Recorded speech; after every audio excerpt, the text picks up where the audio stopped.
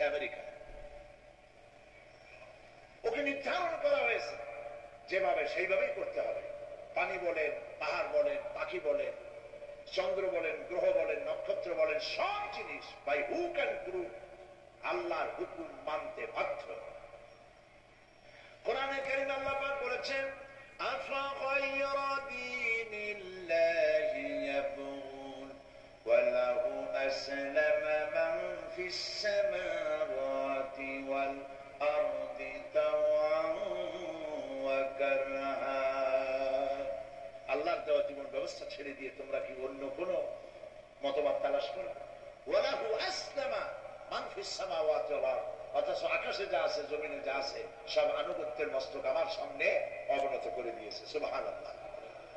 মানুষকে আল্লাহ পাক ইখতিয়ার দিয়েছেন, ইচ্ছে করলে মাহফিলে আসতে পারে,